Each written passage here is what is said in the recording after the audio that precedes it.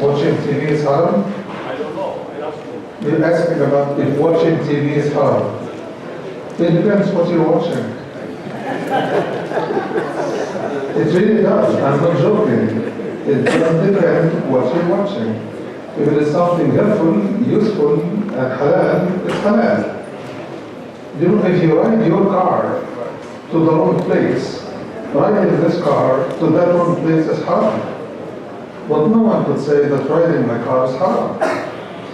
So it is, where do you go with your car? Having a knife is not haram, but if you use it for the wrong purpose, using it is haram, but the knife is not haram. Yeah. So the brother is asking a very, very meticulous question.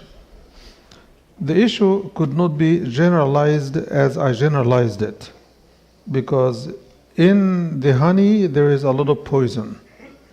That's what he's saying, that you want to watch the news. Then in the middle of the news, you get advertisements that are not consistent. So here is how the Quran leads me to a solid judgment. Okay? When Allah subhanahu wa ta'ala spoke about wine and gambling, يَسْأَلُونَكَ عَنِ الْخَمْرِ وَالْمَيْسِرِ, they ask you, O Muhammad, about gambling and alcohol, or wines and all of that. قُلْ فِيهِمَا إِثْمٌ كَبِيرٌ, they have a lot of harm. They have a lot of harm. Ithm means harm. Ithm also could mean sin. So this is a double meaning word. فِيهِمَا إِثْمٌ كَبِيرٌ. Then وَمَنَافِعُ لِلنَّاسِ, and some benefits for people. Of course, if I make money out of this, I'm making money. Money is good, money is not bad. But this money is haram. So فيهما إثم كبير ومنافع للناس وإثمهما أكبر من نفعهما. So if something is more harmful than beneficial, the Quran is telling us, stay away from it. If you find that the benefit outweighs the harm, then you could judge how often do you want to use it. But if the harm outweighs the benefit, then the Quran is giving us clear guidelines. Stay away from something whose harm is greater than its benefit. Yes? How do we know that Before I move, did that answer your question? Okay. Yes? how do we know that a night is a night of Laylatul Qadr? So indicate. Yeah. How do we know that the night is the night of Laylatul Qadr? Are there signs? Yes, there are signs. But with all the signs you get from the hadith, you get the feeling from the outset that the Prophet ﷺ, and I mentioned this here before, the Prophet ﷺ was given the knowledge of Laylatul Qadr. But then when he went to the masjid to tell his companions, he found some of them are fighting and quarreling and stuff.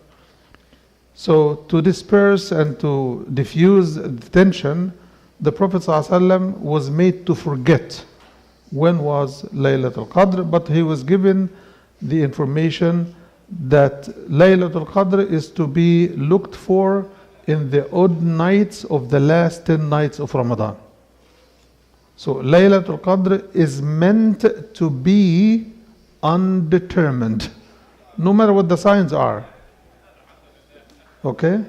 So even some of the signs that are mentioned about the sky being clear, and the other sign is that the sun will come with heat but no ray. All of this comes on the second morning. So you will miss the night before you get to see the sign. So the point is, the last 10 nights has one night that matters most. And because of this night, you must be keen to attend to all nights with ibadah, reading Quran, doing something good. What is the secret of Allah subhanahu wa ta'ala concealing the specific date of that night? Because in His divine wisdom, when we know something, we clamor on it. For example, we know that Ramadan nights are blessed nights. So what do? We fill the masjid before Isha about 1 hour or so. But all other nights, the masjid is almost empty. So for Allah to let us really catch Laylatul Qadr, He had to conceal it. He, in His divine wisdom, felt that He had to conceal it. And that's what it is. So I don't think that there is a legitimate Islamically supported way to predetermine that tomorrow night is Laylatul Qadr or tonight is Laylatul Qadr. But after the night goes by and you look at the signs in the morning, you may say, oh yeah, that must have been Laylatul Qadr. The signs are that the night of Laylatul Qadr, the sky will be clear and the moon will be clear and there will be no clouds, and in the morning the sun will come without rays, بدون أشعة. That's a sign that I remember. Okay? Any other question? Who had his hands up? Yes. Oh, okay. Oh, yeah. He also paid a lot of money, so I will take it. Yes. The benefits, you read it in the last ayah of Surah Al-Muzammil. Okay? إن ربك يعلم أنك تقوم أدنى من ثلثي الليل ونصفه وثلثه وطائفة من الذين معك علم أن لن تحصوه فتاب عليكم فقرأوا ما تيسر من القرآن. This is talking about صلاة التهجد. It's talking about the late night prayer. The value of it is you catch the best time of the night for dua. And you catch a unique relationship between you and Allah, because this is time that almost everybody, the vast majority of Muslims, are well into the deep sleep. So if you wake up and catch that time, you get dua that is specifically acceptable by Allah subhanahu wa ta'ala. Okay? Statues, making statues. Made out of stone, animal statues. I understand the lions and all of that. I understand. Yes. Well, statues making is the industry of idol worshippers. Statues making is the industry of idol worshippers. I'm not overgeneralizing. It used to be negligible in the early days of shirk in Mecca and Medina, Mecca and Arabia, I mean. But later on, those statues traveled into the inside of the Kaaba. But when they were in the beginning, they were meaningless. They were very obscure, nobody paid attention. But when idol worshipping became a religious industry, those statues became a problematic issue for Tawheed. So I would not encourage owning a statue or making a statue. Wallahu a'lam. Yes. What could we do to help our deceased parents?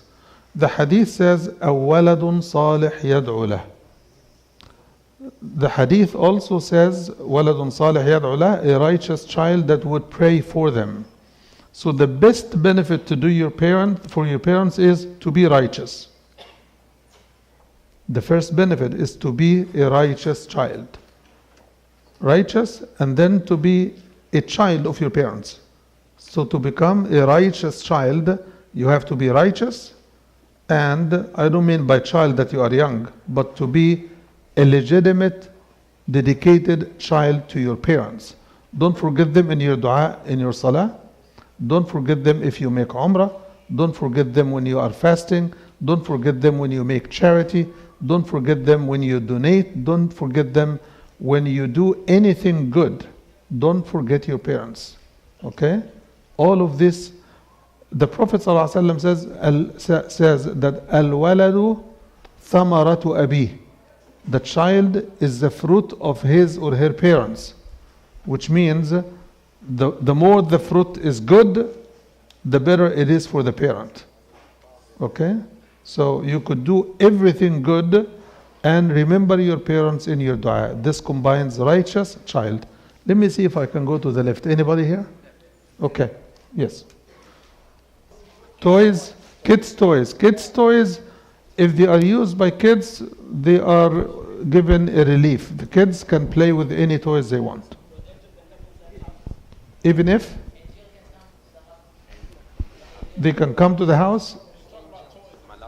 I'm talking about toys. Yes, they can come to the house. Children's toys can come to the rooms. Yes.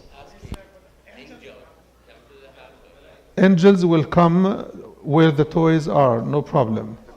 We don't.